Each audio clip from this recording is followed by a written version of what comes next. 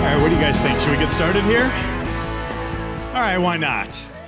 Why not? We're going to recombobulate. Greetings and welcome to the Recombobulation Area's live podcast event. Thank you all so much for joining us here.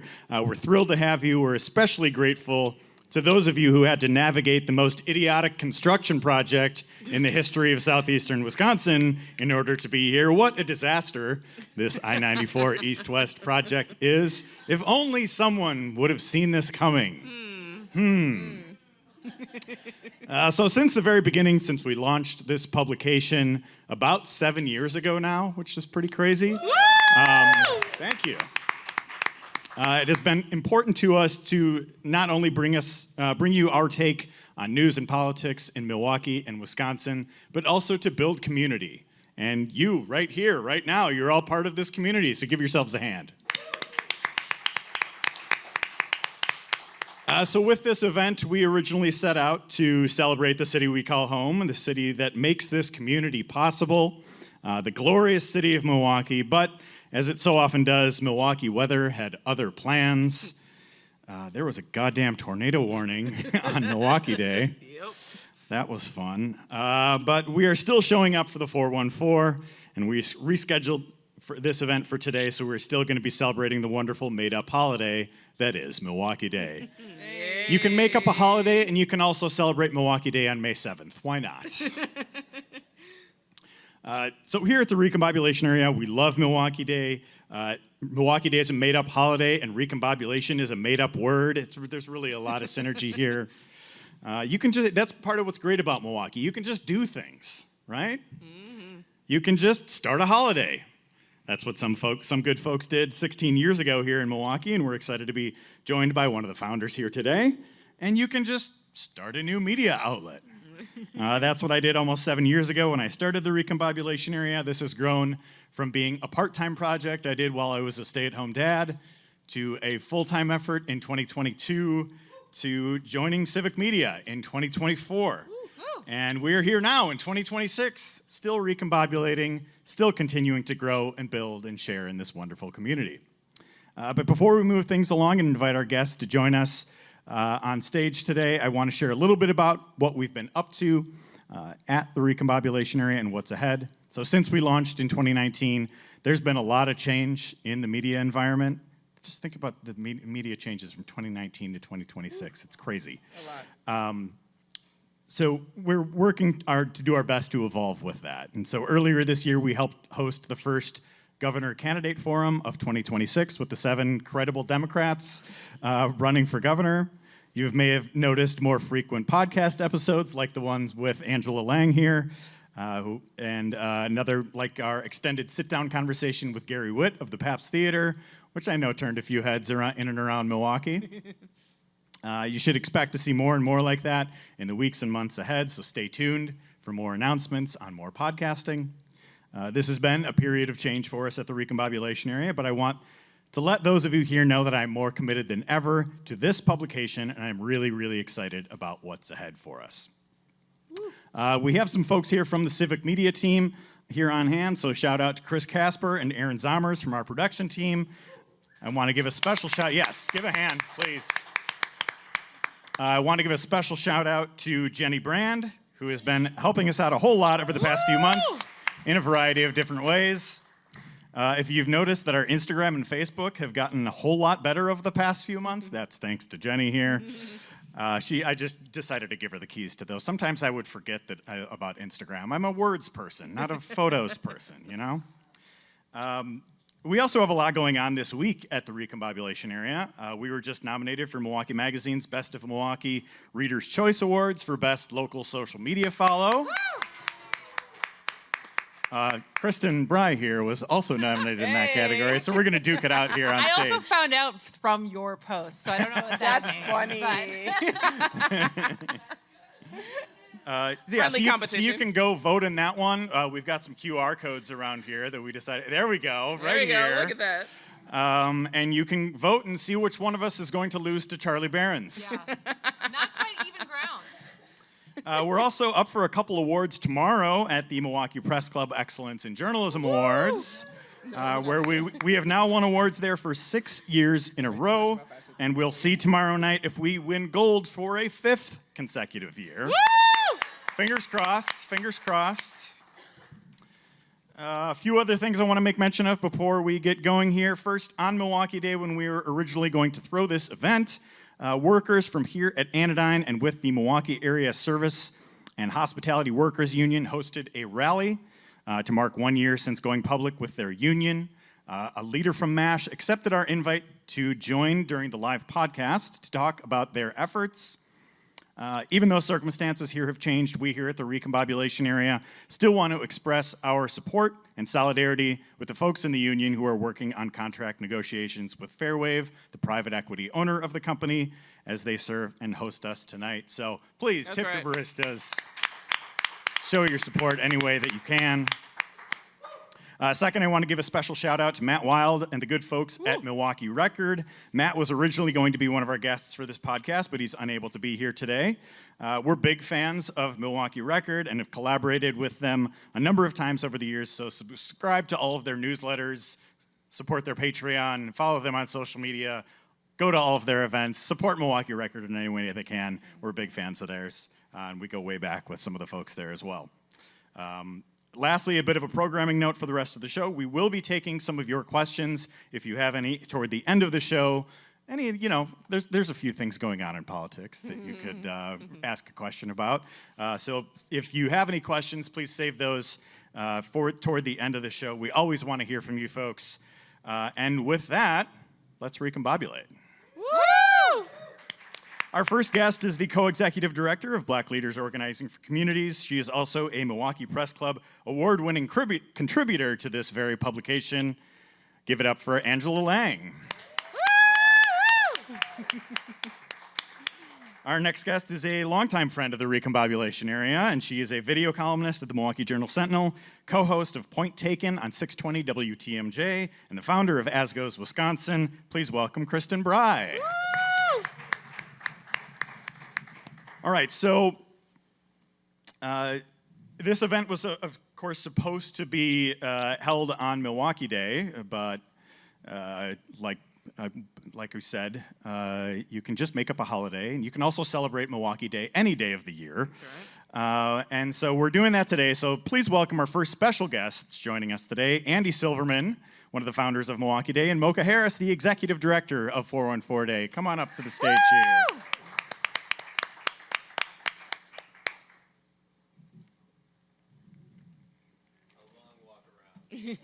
That's right. Hey. How's it going? Good. Hi, guys. Thanks for being here, guys. Appreciate it. Thank you for having us. Of course. So, Andy, a little over, over 15 years ago, you and some friends invented a holiday. Can you give us the gritty origin story of how Milwaukee Day came to be? Yes, absolutely. As you said so nicely, Dan, in Milwaukee, you can do whatever you want. And 15 years ago, maybe more than that, my brother just tweeted out, today's date is 414. And me and all my friends immediately had this obsession with that idea. And we took it way too far. So by the end of that day, there was a website up, and there was a little bit of how to celebrate Milwaukee Day or 414 Day or whatever we want to call it. And the next year, I filmed this video about how to celebrate Milwaukee Day, and they put it on the news, which also gave us that feeling of, whoa, we can do whatever we want around this thing. And what was really cool about it is that the way Milwaukee is, there was such an organic response. People have so much civic pride. People love the weirdness of this town, the quirkiness of this town. And we started throwing our own events, around bands and music and stuff like that, because that was the world we knew. But other people started doing things on their own, which really helped just create this momentum and built this thing into something bigger than we could have expected. It broke containment. It got out there. Yeah, it did. It was an inside joke, and then it became You Bigly lost control of it. outside. Yeah, Yes. yeah. So how has it been to see the holiday grow into what it is now? I mean, I was at City Hall at noon on Milwaukee Day. They had the big thing. They unveiled the flag. There's events happening all over town. What has it been like to see it grow from just a joke between your friends to what it is now? It's fantastic, and it's still kind of surprising, even though it's been happening for a number of years, where Mocha has really taken over the reins of the holiday, and I don't really do much anymore. But a couple years ago, it was just the cover of the newspaper, and I was like, as an old head, I was like, whoa, this is major. But just seeing signs outside of restaurants, seeing the 414 flag at City Hall, being at the Brewers game this year, and just having them talk about it, all that stuff, it feels really crazy, even though I think I should just be expecting it all the time. And I think it it speaks to just, again, all this just kind of happened organically. The way I met Mocha, in fact, you had just reached out to me when you were working at Cactus Club, and you were like, I heard you're the guy behind Milwaukee Day. Would it be cool if I threw an official Milwaukee Day event? And I was like, yeah, absolutely. Milwaukee Day is for everybody.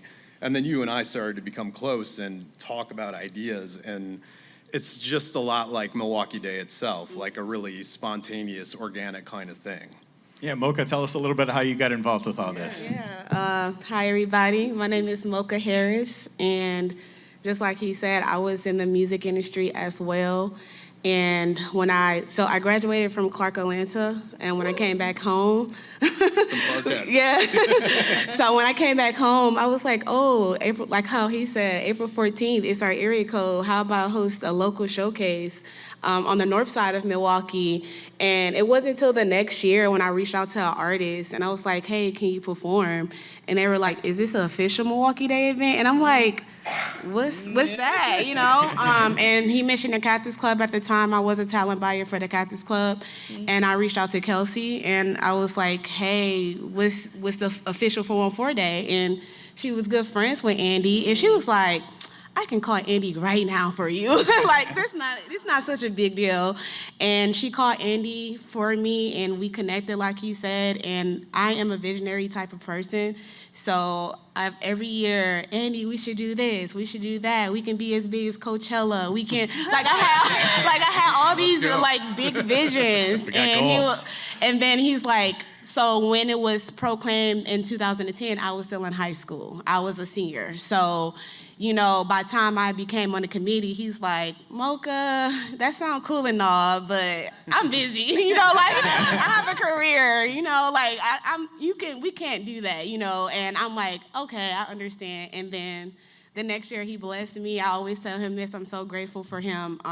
He blessed me and gifted him, and also Goldie gifted it to me and my company, which is MK Expanded. We work in the music industry, and he was like, do whatever you want to do with it. If it get big and you make money off of it, go for it. But I'm like, no, if it get big, you're getting a check too. It's not just me. You put this in my hand, and all I had to do was make it bigger. So I believe it was 2022 is when I took over.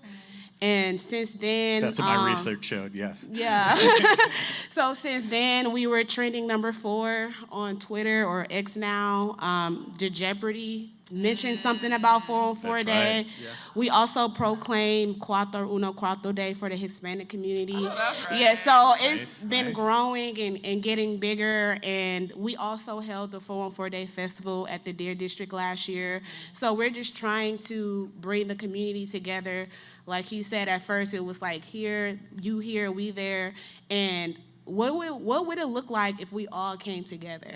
So moving forward, the goal for Milwaukee Day is to be a top revenue day for the city of Milwaukee. And we're going to raise money to push everybody that's hosting events. And then when a tornado comes, they can still make money. They can make money online. How can we push their website? Because 414 Day feel like when the Bucks won. You know, everybody comes together, everybody's happy, and I'm so grateful to be a part of something like that. Got my bootleg championship Bucks t-shirt on today. Yeah, Bucks so and sticks. Andy is still involved though. He reach out every year and say, I might can't do like the day-to-day operations, but whatever you need me for, I can still be an assistant. So that's why I really appreciate that. We love to hear it. Yeah. We love to hear it. What was a tornado warning aside, what was the highlight of your Milwaukee Day this The year? final Milwaukee Day boss, right? So my highlight, well, do you want to go first or? Oh, of all the years? No, this year. Oh, this year? For me personally, every time it's recognized, officially by like the mayor's office, that's fantastic. Governor Evers recognized it, a couple years back, and that just, feels official in a crazy kind of way. But just being at the Brewers game, they showed, shout out Brent Godey, shout out Tim Gable, some of the old heads that started this with me, and they showed Godey and his dad up on the big screen, and that was pretty special just on Milwaukee Day. I don't know. That was probably my coolest moment. How about you? Taking a break. Me and my company, we're really music focused, so we're always trying to do things for the creative scene. And this year we decided to take a break and just support the community and try to bring more people to that. And then last but not least, Cuatro Uno Cuatro Day. They held a festival, their first festival at 3rd Street Marketplace, and it was amazing. And again, we proclaimed that in 2024. So to see it growing so quickly, it was amazing to have them to have a platform to highlight, their culture, food, just like we have it for 414 Day. And so that's my highlight of the year, just being able to take a break, celebrating Cuatro Uno Cuatro Day, and just being around people that know me deep down, not just for my businesses. Yeah. Well, thank you so much for joining us today, for all that you do for the city, for celebrating Milwaukee Day, and for coming out to celebrate Milwaukee Day on May 7th. Thank you so much. Thank you for having us. All right, our next guest is someone who is part of a publication that plays an important role in Milwaukee's media landscape, a publication and radio station that, as of late last year, is joining the Civic Media Network. So since we're all under the same umbrella, I figured we'd extend a welcome here to some of the folks from Milwaukee Courier and WNOV. So please welcome Carmen Murguia. All right. The sales director for the Milwaukee Courier. Carmen, come on up.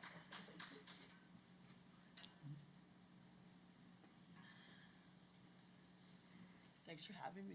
Thanks so much for joining us. We really appreciate it. So, Milwaukee Courier and WNOV AM 860 officially joined Civic Media a few months ago.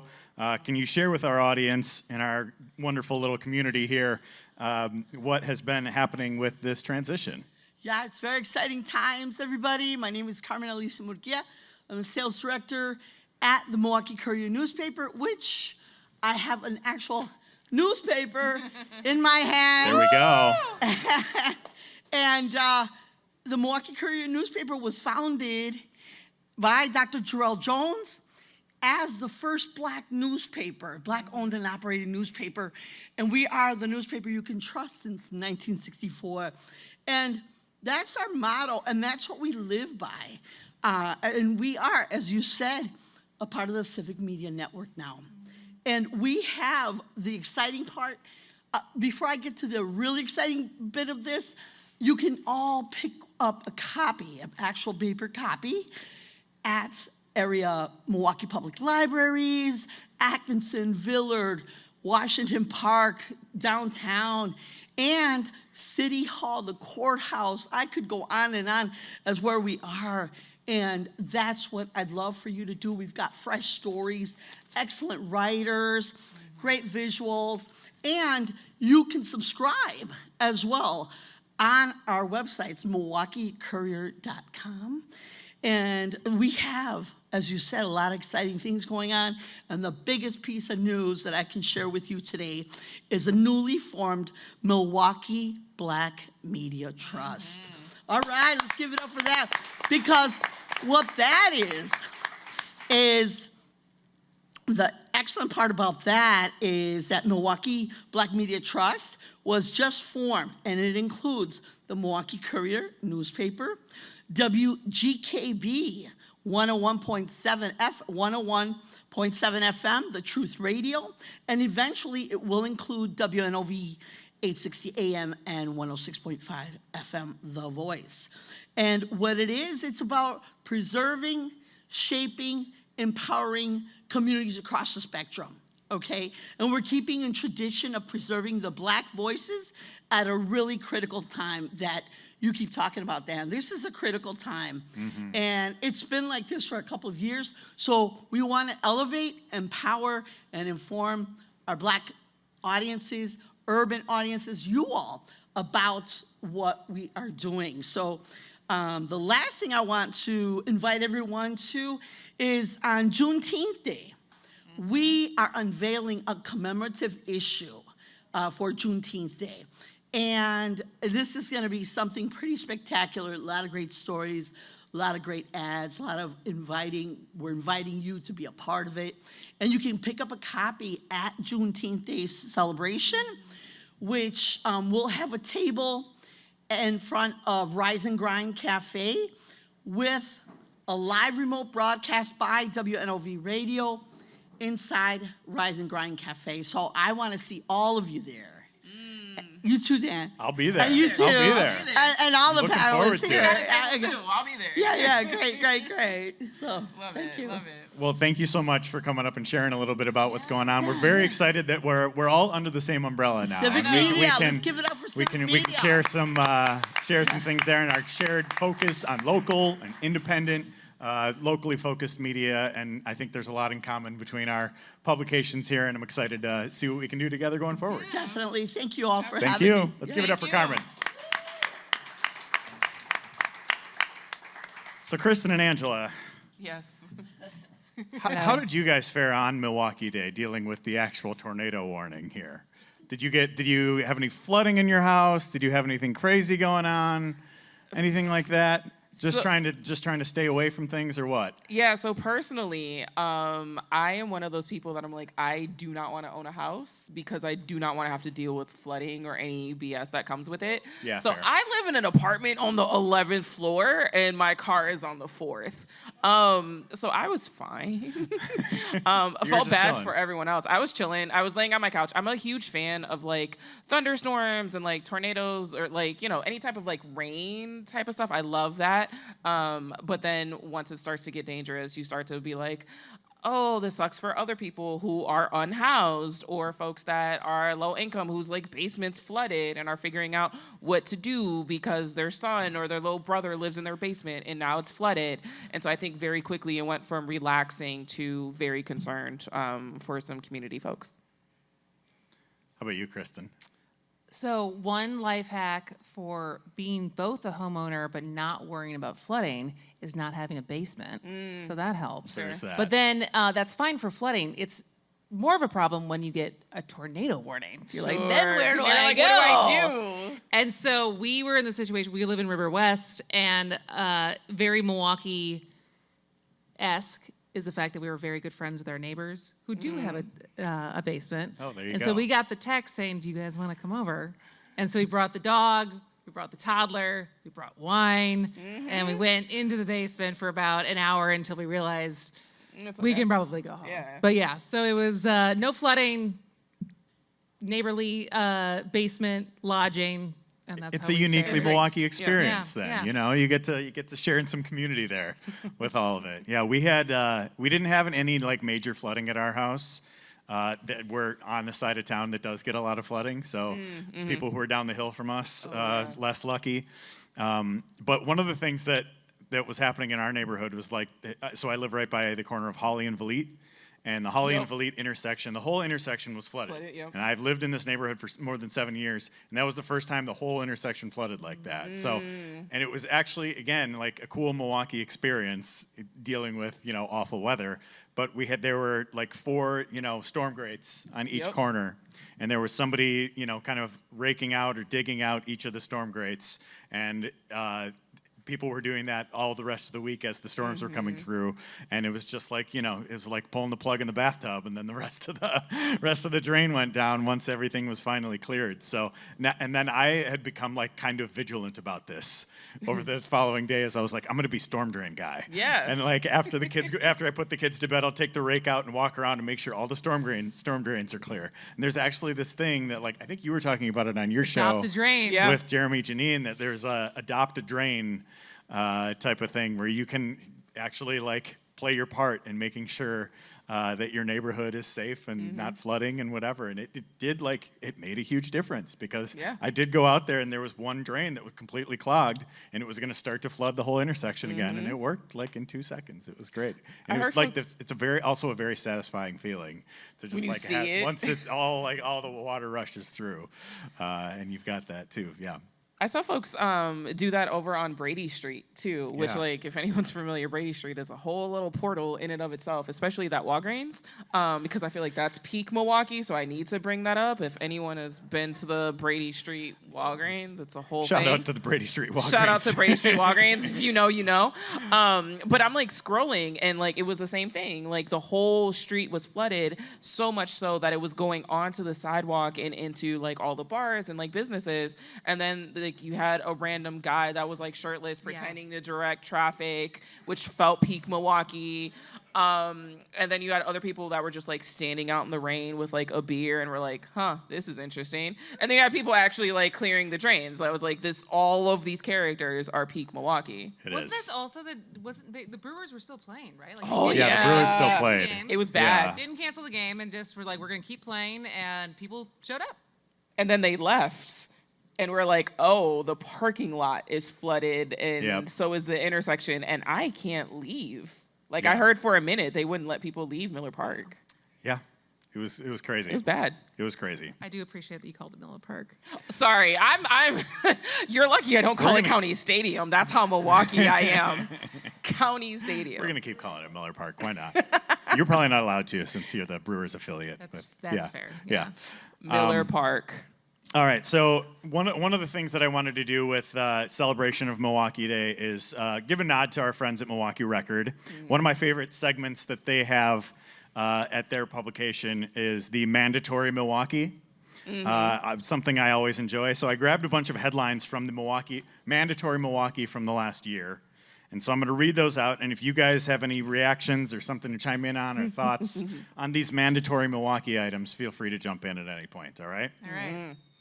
All right, and so like the idea of it is, for Mandatory Milwaukee, it's billed as some Milwaukee things come and go while some become icons. So these are the icons that they have identified over the last year.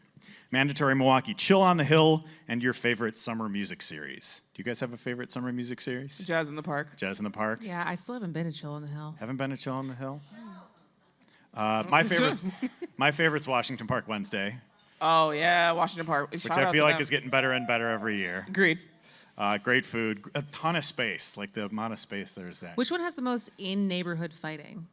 Chill on the Hill? Ooh. Like, which Facebook neighborhood group? I gotta go The with Chill on most the Hill. fighting. I gotta It's go. gotta Chill on be the Hill, Bayview. right? The Probably. Bayview Town Hall is just crazy. Yeah. Yeah. I'm not even in Bayview, and I love watching the Facebook fights in all of these places. Yeah. And it's so funny. I used to live in Bayview, and I would see all those fights, and then I moved to Washington Heights, and it's always just like, hey, we grew extra cucumbers. You want any? It's much more chill. Very different. Move to the west side, folks. Okay, I closed Wolski's stickers. Ooh, iconic. Do you guys have one of those? I do not. I do. I don't know Have where you it actually is. closed it, or did you just get the sticker? No, I did. Okay. Because it was like around the corner where my friend lived, and I was like, I need the sticker. I felt like it was later than expected because So I got it like 10 years ago. How does it work? Do you have to be there and then just hand them out every night at bar I time? asked. I was talking to the bartender, and he was just like, here. Oh, so he just. But like, I don't know how it normally is. That's how I got mine. Do you have one? I don't have a sticker. Have you closed it? I have closed Wolski's. I used to live yeah, near Brady cheated. Street, but I didn't get the sticker. Okay. I You should should have the sticker. boycott. Maybe I did get the sticker and didn't remember it. You know, That I lived could I also lived be true. near Brady Street in my early 20s, so like anything's possible. Next Recombobulation Area podcast at Walski's. There we go. All right, mandatory Milwaukee. This is one of my favorites, actually. Bringing the air conditioners up from storage because it's going to be 90 today. One of my favorite lines here because we have the window unit air conditioning, and I feel like that is like marking the official beginning of the warm season in Milwaukee is when you have to put those window AC units in. Facts. It's bringing up memories of my childhood because I feel like right now, like we're in this like really awkward season where it's just like I've had on my air conditioning, but then I also had on my heat. I don't know what's happening, and like you're not walking up and down stairs with like the air conditioner. You take that. Can I cuss? Yeah, why not? You take that shit out once, right? Because Yeah. you're not going up. You put it in once. You're like, when is the time I can put it in and then leave it in? And then when's the time that I can leave it? And then like, when do I have to take it out? Because you don't want to take it out early and all of that. So like that's peak. This is Is a there a very trick to Milwaukee it? thing. Is there a trick to like getting it into the window? Is it tricky? No, I think it's actually You just have to easy. kind of heavy. swear a lot and You gotta maneuver a little yeah. bit. You might need some like buffers, and there's Yeah. sometimes there's like makeshift things that are happening to close the gaps, like towels or whatever. But I was like, y'all know that, right? Yeah. I was like, is this a hood thing? I don't know. Okay, right? Thank you. You got it. Let's see. Stockpiling Milwaukee County Parks glassware. Does anybody do this? Anytime you go to a beer garden, you get the glass, and then you just have a bunch of pint glasses that say Milwaukee Parks in your cupboard. You guys have that at all? I do not. Do you? No. Okay, yes, but also, I am part of the Milwaukee Parks Foundation. Shout out to them. I'm a Shout out board to member, the a parks. proud board member. Support your local parks. Support the Milwaukee Parks Foundation. We have a real great event happening in September at the South Shore Beer Garden. So I do have a lot of like park swag, but I also did get a lot of the glasses before I joined the board. Does that replace all of your other glasses? I think they have them. I have like 4. So like that's Okay. So it's not like all of your glassware is from the park I'm system. also, okay, listen, hold on. I'm a single woman that lives alone. I got like 2 forks and 2 spoons, okay? So like 4 glasses from the Milwaukee Parks Foundation or like the beer garden is a big deal for me, okay? It's like doubles the glasses when you bring. Like, what am I doing? Yeah, no. Yeah. So like that is the bulk of my glassware. good, Shout out great. to the Milwaukee Parks Foundation. Okay, a couple of these are like a little bit winter themed because I've just pulled stuff from the past year. This is another one of my favorite Milwaukee experiences: walking to the closest neighborhood bar on a snow day. Is Oh. R.I.P. Company Brewing. was that your That closest was- neighborhood bar? It was one of the storms, I think, like January 2024. And my daughter was not even 6 months yet. And we trudged the block and a half to get to Company Brewing, and it was excellent. It was like with the stroller, in snow boots, going to Company Wow. Brewing for like a fish fry or something like that. that's peak Milwaukee. And it was awesome. But Love that. also more recently, Black Husky. Yeah. It was yeah. the snow day. Oh, The snow yeah. day, that random Monday that I couldn't even get to work. I couldn't even get my VW Tiguan like a block. I got stuck in my driveway because it was just pure ice underneath. And school was canceled. And so it was like everyone had the same idea around 4 p.m., especially if you had a toddler. It's like, we have been in the house all day, and we are going to the place as soon as it opens to get out of the house. And so, yeah, that is. I would say there was one like crazy snowstorm. I want to say it was 2012. And it was like Oh, I remember that. like this Yep. high. And this was when I lived right off of Brady Street, and we walked to the Roman Coin, and we stayed there all day. It was such a great experience. Everybody's bringing their dogs because like people bring their dogs to the Roman Coin over there and stuff like that. One of my favorite dive bar experiences ever in Milwaukee was the snow day at the Roman Coin. That's fair. Okay, last one here with the mandatory Milwaukee. Loving films that very briefly take place in Milwaukee. Ooh. I always note this on is a meme on Twitter or whatever. There's always a Milwaukee connection. You Yeah. watch, I feel like any movie or show, there's going to be like some reference to Milwaukee or Wisconsin. Yeah. Somehow, some way. So like the ones that Milwaukee Record listed, Wayne's World, Tommy Boy, Michael Clayton, Dogma, Really? and Love Actually.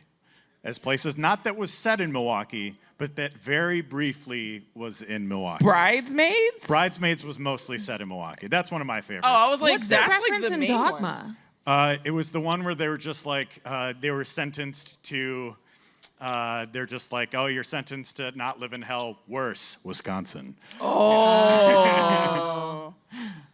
Man, I have to go back and Okay, watch that. I love And that they were movie in high the. I school. love that movie too. It was, and they're Matt Damon and Ben Affleck are in the airport, and I was like, when I watched it back, it was rerunning somewhere, and it was just like I was looking for a Recombobulation Area sign, but I guess they, No love. I guess they filmed it somewhere else. Yeah, because they were the angels. Yeah. Yeah. Yeah.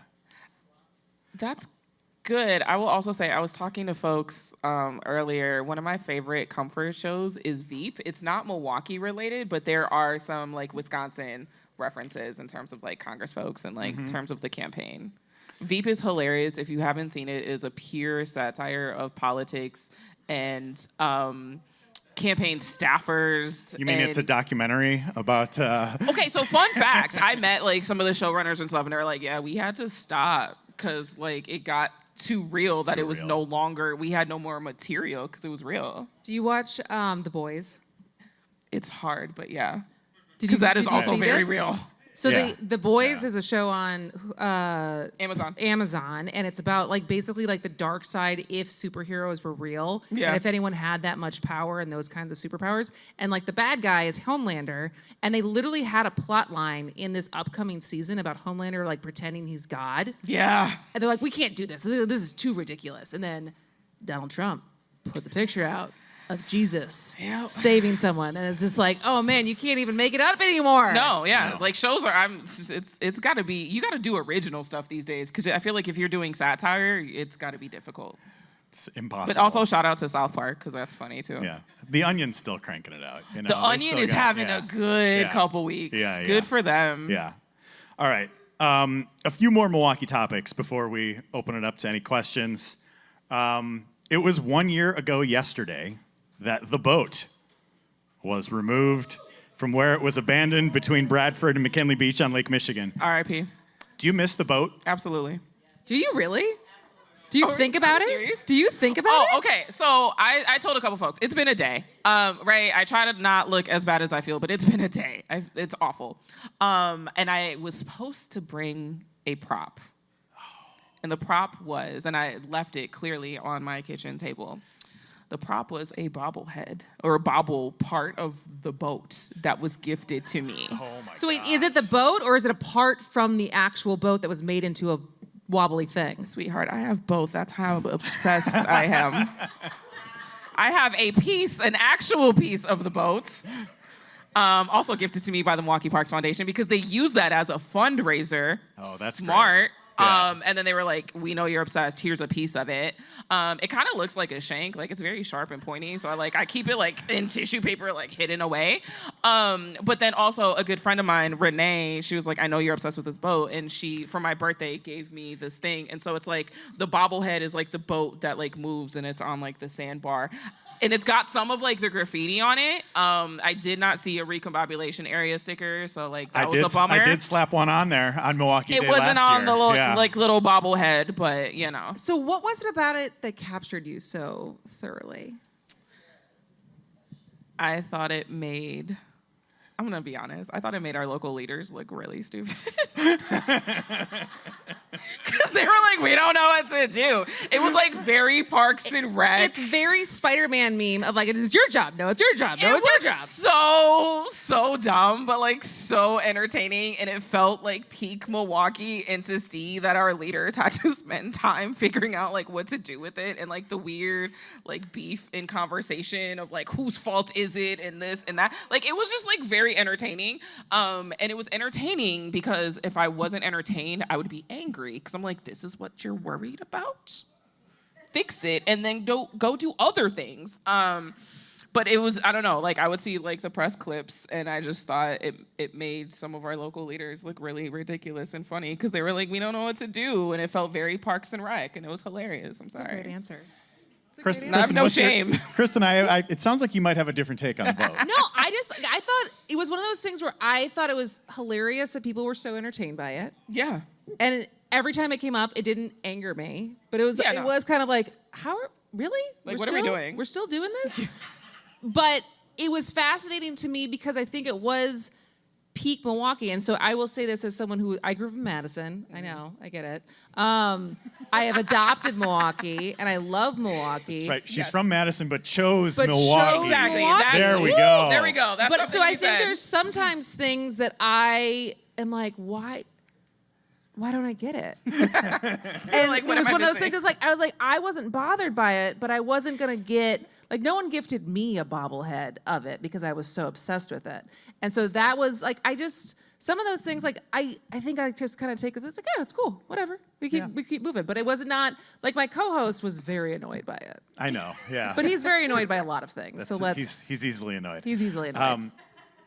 But I loved it as well because it was just something that was just so far beyond out of everyone's control. Yeah. Like, and this was, we just needed some comic relief at the time because I Yeah. think the boat was abandoned there in October 2024, and then it lasted there until May 2025.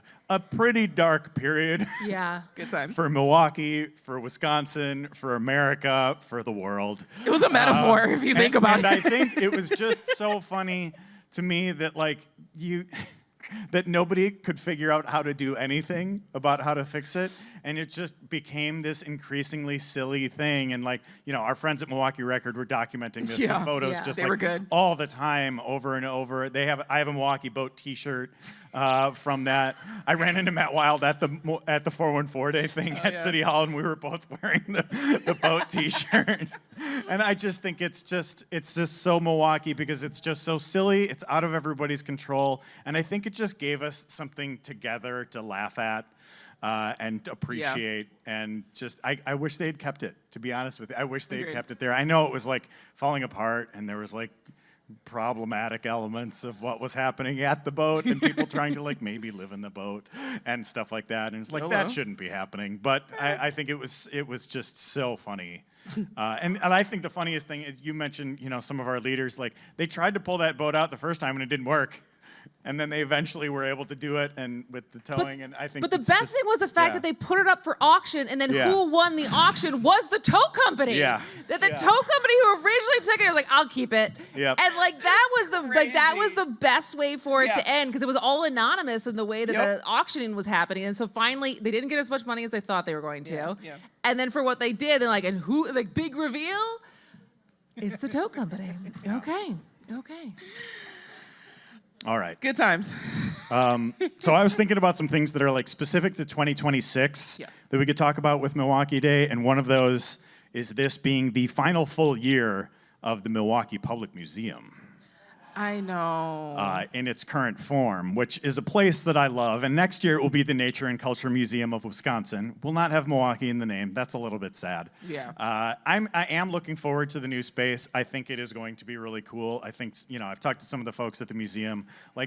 This was absolutely needed, and I'm not saying that we need to bring back everything that it was and fix everything and go back to what. No, we needed to move forward and all of that. But I think it is just reminding me to appreciate what we have had with this big, goofy museum that has existed for as long as it has in Milwaukee. And so I love taking my kids there. I love going there. It's just there's so much space to, kind of explore and everything. And it just this was where I went when I was a kid, and we'd go on field trips to the Milwaukee Public Museum, and that was always such a big deal as a kid. And you go look for the rattlesnake button, and you go get a little bit scared of the dinosaurs, depending on what age you are and Yep. stuff like that.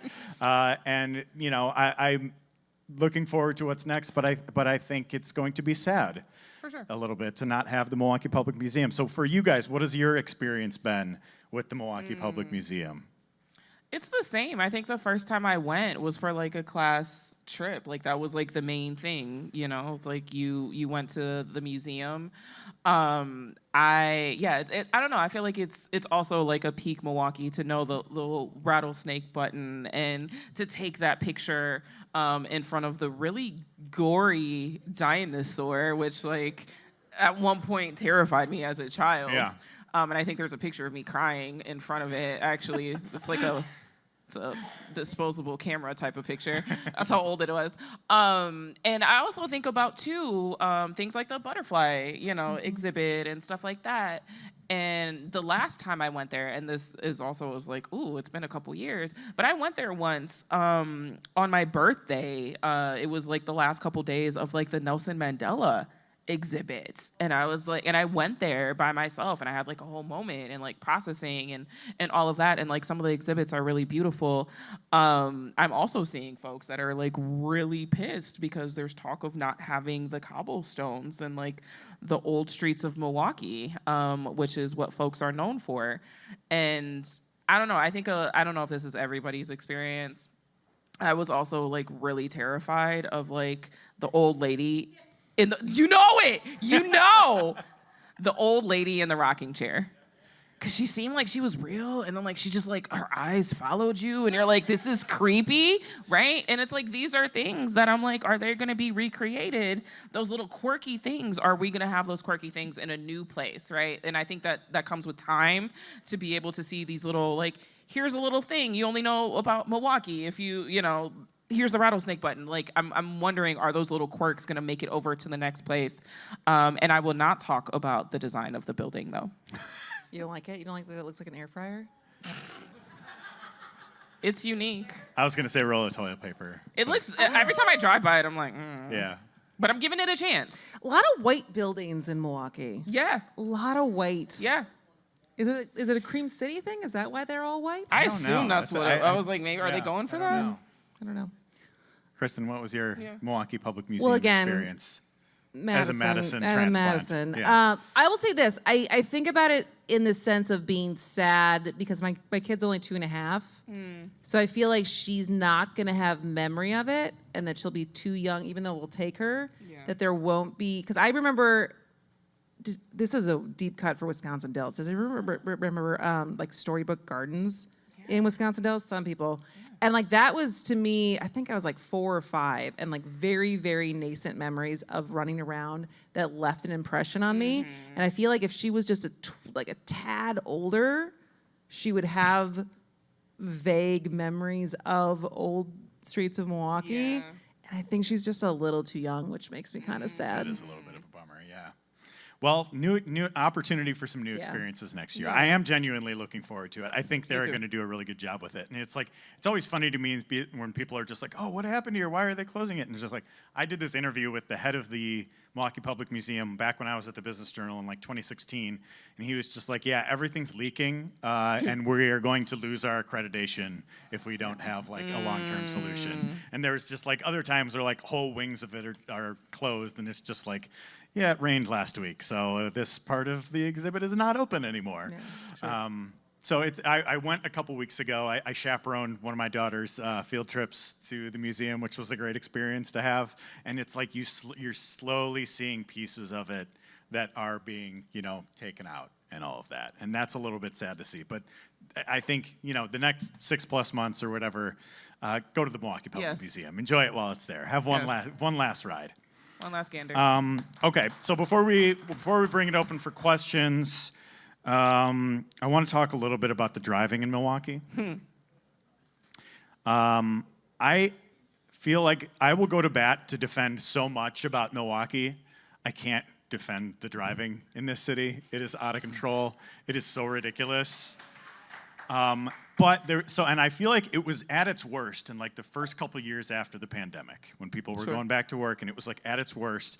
And I felt like, and this is just like not a data-driven thing, this is just me, just like this is a take, I felt like the driving in Milwaukee had gotten better over the last couple years. Or did you just get used to it? And then the I-94 construction started. And now it is significantly worse all over again with this absolute disaster of a project that is so mind-numbingly ridiculous in the way that it's constructed. I know some folks who might live east of 43 might not be in the immediate shadow of what's going on here, but from somebody who lives in Washington Heights and is right around the corner from this, it sucks so much. Yeah. So what do you guys think about like driving in Milwaukee now? Do you think it is as bad as it was a few years ago? Do you think it has gotten better? Is it something that you have to like defend to outsiders who are coming to Milwaukee Oh, at well, all? that answer is no. No, I don't Yeah. defend it. No, it's indefensible. Why is it so bad? Because, like, I don't know if you know, we only have, like, a couple seasons. No, I know that. Winter, summer, construction. No, I know that. Like, that's the thing. That's why it's so bad. It's like a whole season. Like, we need to plan for it. But is it also just because like the streets are wide and it's just kind of a suggestion versus rules? It's kind of the Wild West, I think, in some Yeah. ways. Yeah. Like, what's really annoying, too, is, like, so I'm driving, like, on the east side or whatever, and it's just like, oh, here's a major intersection. They're like, oh, we're going to test out a 4-way stop sign. And it's just like, okay. Or, like, the things, like, I understand. I would much rather us experiment on, like, how we're designing the roads, if that's, Yeah. like, slowing people down. And there has So are been you a Bump Out legitimately fan? some success with that. I am indifferent. Okay. I do not have as much like strong feelings as like other people do. I do think at times it is like claustrophobic, and especially in like the winter when there's a lot of snow and it's like already narrow and Yeah. like trying to get by, like that's kind of a pain. But I don't know. I feel like it's a little bit of the Wild West. One of my biggest pet peeves is when people don't use their damn blinker. Just let me know where you're going, right? And so I feel like there's part of that. And I'd be remiss if I didn't mention, if we're talking about driving, there's currently a Fire and Police Commission meeting happening tonight. And the Fire and Police Commission, not tonight, but in the past, and you may have seen recently in the news, has talked about like police chases and like reckless driving. And, you know, I've been like opposed to it because I'm like, if we're trying to curb reckless driving, why are we doing a whole police chase like in a residential neighborhood because you think someone may have run a red light, right? And so I do think that while we talk about like driving, there's construction, there's people, there's the Milwaukee slide, if you know, you know, which is also annoying. Don't get me started on the Milwaukee slide. Yeah, we're not gonna go there. But also like I'm a driver that has only been driving 13 years. Like I got my license when I was like 23. Oh, really? Yeah, like because Milwaukee is very walkable. It's very, you know, you're on the bus and all of that. And like I didn't grow up with like a car in the household, so I was just used to it. And it was only because I got a big kid job and they're like, you need a car. But like I feel like you didn't need that. But I think there's all these different like aspects, and knowing that I got my license a little bit later in life, I'm like, this is the actual rule because I remember the handbook. But like no one goes by like the driving handbook. So you kind of got to figure it out. But I do think a lot of the construction is a pain. The potholes, like this happens every year. I think that this year is like one of the worst years. It's been really bad this But year. it happens every year, and it's like the same potholes because of the cold, and then, you know, all the salt and everything mixes with it, and they're like, oh, look, here's this giant pothole. We're going to kind of fill it, but we're not going to, like, smooth it down, and we're just going to, like, patch it, and then it'll be fine, and then winter comes, and it's, like, the same things all over again. So I think it's a multiple area issue when it comes to the roads, the infrastructure, but then also, you know, like why are we having high-speed police chases on residential areas at the same time? Yeah, I think it's a combination of things too. It's just like we have terrible driving here in part because, let's face it, there's a lot of drunk people driving I mean, in also Wisconsin. facts. Like Facts. that's not a Milwaukee specific It's not. problem. It's a statewide problem. And we also have really relatively poor public transportation. And I think there are just like more people driving as opposed to public transportation when it comes to just like being in a bigger city. And so, you know, I think like I'll take the bus sometimes too, but it's just like there's not that many people who do. And so I think that's part of it, and the potholes. And like I'm so supportive of just like the efforts that they are doing to try and do these traffic calming measures, but the execution of it is always sometimes it's just like, come on. Because it'll be like they'll put a traffic calming thing or a bike lane in, and it'll be right next to like the biggest pothole in the neighborhood. And it's just like, can't you do both? You're right there. No. I saw a stop sign in the middle of a roundabout, not a yield, but it was like a whole stop sign like the other day, and I was like, why is there a roundabout and a stop sign at the same time? It just felt dumb. It felt redundant. It was. Well, let's end our Milwaukee section here on a positive note. What do you love about Milwaukee? Kristin, why don't you start? I said this the other. I think I said this on 414 Day. Everything good in my life I have right now is because I moved to Milwaukee. I met my husband here. I now have a mortgage. I don't have a house. I have a mortgage. But I could also have a mortgage in Milwaukee, which, having lived in LA, San Francisco, and New York City, never thought I was going to have one of those. My daughter, my career, my friends.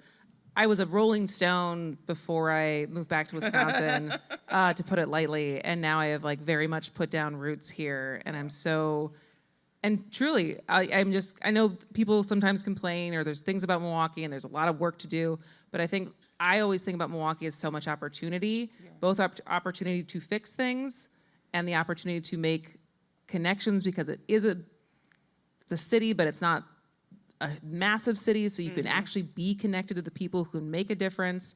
And so after living all over the country, like, there's just nowhere else I want to live. Give it up for that. Love that. My corny answer anytime I get this question is always the people. Born and raised here my whole life, and to see, like, the neighborhoods change, but there's always like a certain cast of characters, especially if you like grew up on like the bus system. There's just certain people that you just saw regularly. You may not have known their story or known their names, but you're like, I know that person. And then it's just like, oh, I'm a teenager and it's 10 o'clock at night and I'm getting off the bus, and that random person that doesn't know you but are just familiar because you caught the same bus every day, they're walking you home, right? I feel like the people of Milwaukee, it like makes the city as beautiful as it is. And I always say that like Milwaukee raised me. I feel like Milwaukee has inspired me and broken my heart at the same time. And there is a reason that I've intentionally stayed here. I've had job offers on, the East Coast, and I've chosen to stay here intentionally because of the people and like not the potential, but just how we exist currently. And one of the stories I like to tell is, I remember there were like, mass protests happening in Milwaukee, and a local activist got arrested. And what did the protesters do? They went outside, and this is what we normally do if one of our homies is arrested. We're gonna wait outside until they're released, right? But what they did, they were like, cool. Within like an hour, they set up tents. They were playing spades. They were playing NBA 2K or whatever. They had like a whole dance. They had a DJ, like right outside the jail. They were like, we're not leaving until our homie gets out, right? And it was obviously a traumatic situation, right? Like one of a local activist getting arrested, anyone that's going through the criminal justice system, it's very traumatic and, hard. But I think I tell this story because I feel like that story is peak Milwaukee, to be able to make $1 out of 10 cents, right? To make it work, to figure it out, to go to your neighbor and be like, can I borrow that cup of sugar?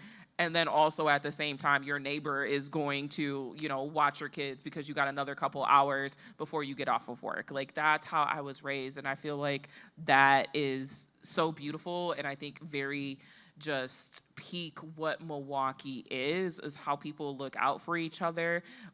Milwaukee is scrappy, okay? We're a scrappy city. But I also love that. We're the underdogs. We fight. And I think you see that when the Bucks won the championship. We felt like the underdog. We finally got it.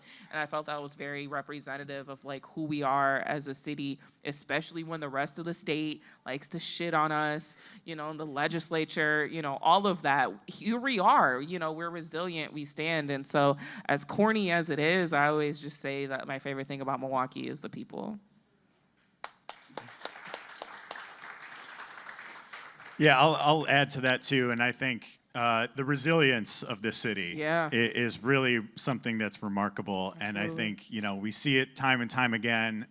This city will always get back up every time it gets knocked down. Absolutely. And I think that's a really wonderful thing about it. And one of the things that I love best about Milwaukee is that it is this big small town. Mm-hmm. You do have this big small town experience where if you go to the public market, you go to a show at Turner Hall, you go to the lakefront, you're probably going to run into somebody you know. Yeah. And I really enjoy that about Milwaukee. And I don't think that's the place where, these other cities that like people will move from all over the country from, right? And I think it is just this uniquely Milwaukee experience to be able to do that. And I really love that about the city. And, I grew up in Waukesha County. I grew up in the suburbs with all of the stereotypes about Milwaukee. And it's just been such a rewarding experience to be a citizen of this city, to raise my kids in this city, to have the experience of starting a business and growing and learning. And this city is just such a fascinating place. It's in a microcosm of so much that's happening all over the country. And to just have that opportunity to do that here, I think is really remarkable. And I think to continue to learn about how much this city really has to offer, given where I grew up, and having that, the suburb versus city type of thing that's always baked into everything there. And just like coming here and just, it's not the way that is stereotyped as, and I love so much about this city. And I have nothing but great things to say about it. So. Yeah. All right, we have a little bit of time left at the very end here. If anybody has any questions for us, we have a microphone up front. We are recording this. We will want folks to come up. If you don't have any questions, we can just go to the bar early. But we always want to hear from our listeners. Yeah, why don't you come on up to? There's that microphone right in front here. Yes. Yeah. Hey, friend. Sorry. I don't have a question, but I do have a proposal. And I say this in the presence of esteemed, I say this in the presence of esteemed event establishers. So you just chew on this and let me know what you think. I really liked the boat. I really liked the minnow. I thought it was good. I thought it was good timing. I thought it was a good event in that time of the year. My proposal is, I know there's a lot of people who are frequently trying to get rid of their boats. Like they have a boat and they need to get rid of it. They want to sell it or scrap it or whatever, and it's hard. What if the city took a donation of a boat every year, crashed the boat into the exact spot, and then that could be a fun event. Everyone could go, right? They could sell tickets. They could sell drinks. They could could be sell a merchandise. fundraiser. You could raise money for the county and the city. Because And we're then- broke. And then what you could do is the whole winter, you leave it there in the winter. You get local artists. They could do graffiti on it. They could paint it the whole winter long. The whole winter long. Yes, please. Yes. And then at the end, when the spring comes and the snow melts, you get the city, you get the people working at the city, and they pull the boat out, and that's an event, and everyone's excited, and then spring happens, and it's a good time. I don't know. Just chew on it. Didn't realize we had a visionary in Who our do I need audience. to talk tonight. to? How do you end up? Who do I need to talk to Yeah. to make this happen? How do you end better than that? I don't know. That is a quite. How long have The you been Milwaukee Day ruminating on folks. that? Y'all are clearly visionaries. Let's talk. Recombobulation No, like Area deadass, let's Block talk. as sponsors. Let's make it happen. I Boat- think we the should annual boat sacrifice. I'm gonna stop. Yeah. I'm just gonna go off. I'm just. Well, anybody else have questions, or should we end there? Oh, we have one more. Okay. Hello. Okay, I'll have a question after this, but I have a brief mention of Milwaukee in a film you might want to check out. Yes, please. It is one of Marilyn Monroe's best films. We just watched it the other evening. It is called The Prince and the Showgirl with Laurence Olivier and Marilyn Monroe. She's a showgirl from Milwaukee, and the only reason they made her from Milwaukee is because they needed somebody to understand German. No, that's funny. That's great. My question is, what is one thing from the gubernatorial candidates that you expect them to address during the campaign season?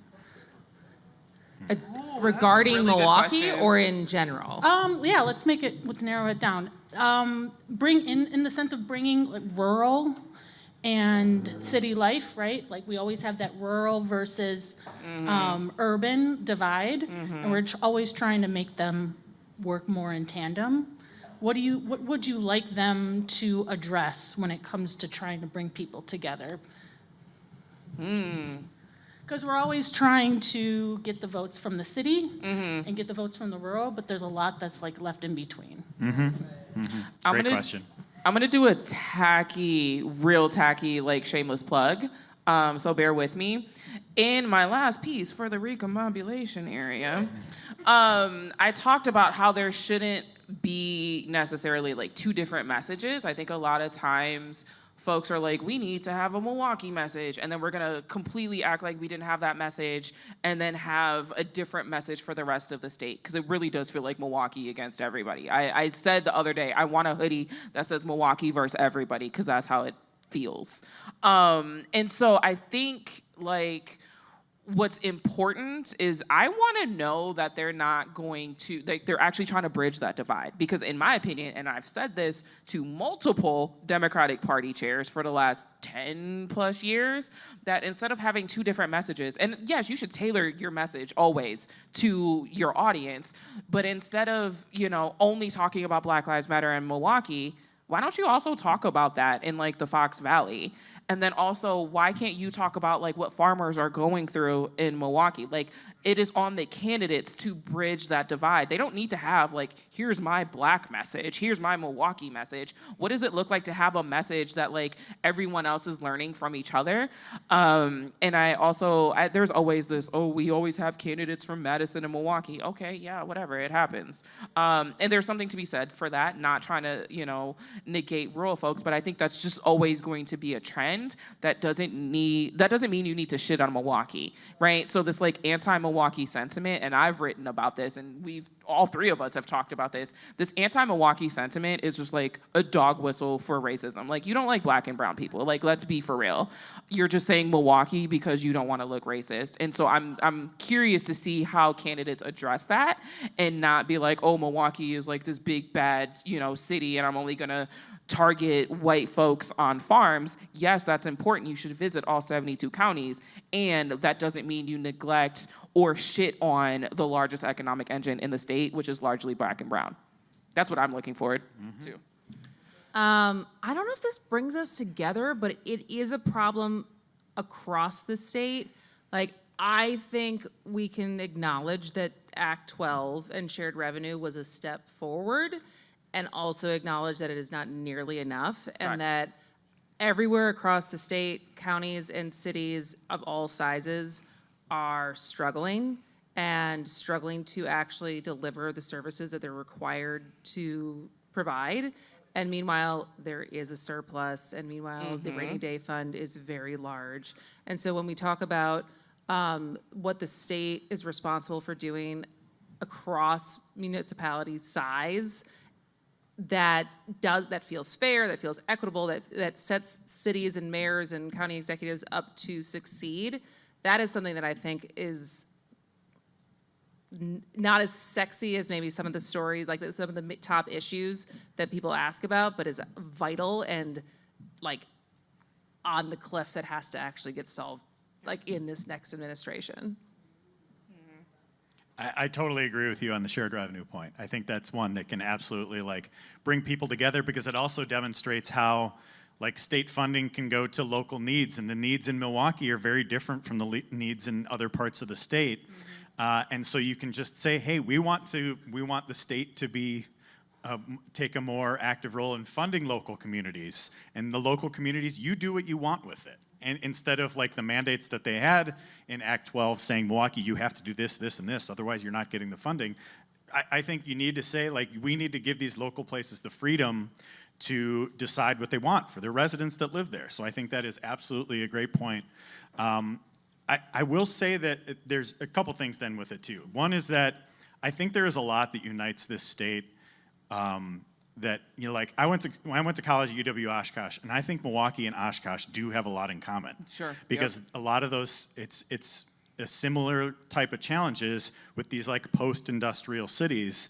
There were a lot of factories that closed in Oshkosh. There are a lot of factories that closed in Milwaukee, and they still haven't quite figured out where the economy is going from there.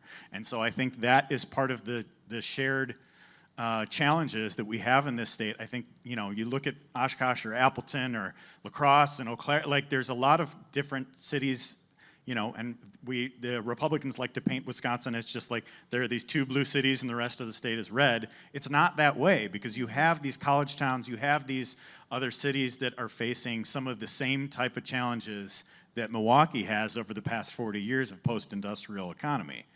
The second thing is that when I think about like the way Milwaukee is brought up in a governor's campaign, I think about Scott Walker in 2012 in the recall saying we don't want Wisconsin to become Milwaukee. Yeah. And that has always stuck with me as like an especially divisive and really, really awful thing to say, because it's just so demeaning to the city. Yep. But I do want, at the same time, I want these Democratic candidates to come out with their plan for Milwaukee. I want to say this is how the state government can play a role in this city growing and thriving and addressing the many, many problems that it has. And I don't want to overlook the fact that we have many, many problems here. I want to see these governor candidates come out and say, here's how we can make Milwaukee better. Here's how we can work with the local elected officials, local organizations to make Milwaukee better. And I want to see a lot of that come out of this campaign too, because I don't think people are talking about it in that way. I'll see like Tom Tiffany like, hey, there was this fraud case in Milwaukee. We need to worry about, but like we need an actual plan. Because I think while Governor Evers has been a good governor for Milwaukee, for the state in a lot of ways, I think he's left some points on the board.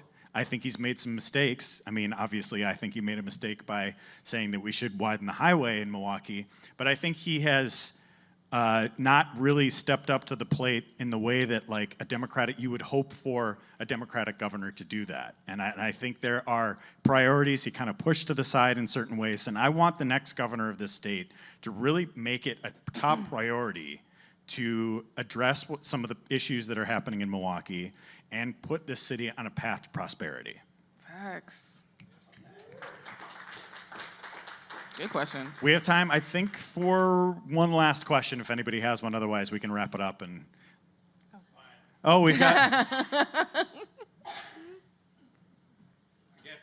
Bag in hand. Love it. Yeah, So I just kind of had a thought comment, but just talking about Milwaukee and budgeting and Act 12 and stuff. But the way I always think about it, and I get mad all the time. Me too. I'm very mad. But each of those interchanges, there's three. Each of those is $2 billion, more or less. Each one of those, the entire city budget of Milwaukee for a year is $2 billion. Everything they do, every service, every employee, every street they pave is in $2 billion.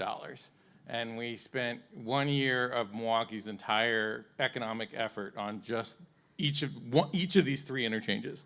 And then we the state gave $600 million to the brewers just because they wanted to. Like, I always kind of stress to people that to measure that kind of impact, would we have potholes if they took that money and spent it on our local roads instead of these big interchanges? And how much of a difference that would make. And that's why, I mean, the system is broken, but I think, like, whenever I look at that, I see the fundamental disconnect, but where the state is spending money and where the money could be used most effectively. Mm-hmm. And it's not in big flyover interchanges. That's it. And I think beyond that, there was an example recently in the state legislature where they were trying to get funding for public defenders, and just like at the local level, and they had to like carve out, say like, all right, we're not going to fund Milwaukee, but the rest of the state can get it, and that's how they were able to pass it in the Republican-controlled assembly. There's example after example of the same type of dynamic playing out like that, and I would much rather Tony Evers and the state government say we're going to fix the damn roads in the city of Milwaukee instead of on the highway. Yeah, but I mean, that's not the super big dollars and all that sort of whatever. I don't want to get onto a thing, but thank you very much, and keep on fighting. That's all I can hope for. Thank you. And on your 794 thing, those are half-baked. Those numbers from WisDOT, never trust them. Yeah. We've learned that. We've learned that at the Recombobulation Area, that's for sure. All right, well, thank you so much to everybody for being here. Give yourselves a round of applause. We have a wonderful community here at the Recombobulation Area. I'm so grateful for all of you for showing up. Thank you so much. We'll see you next time.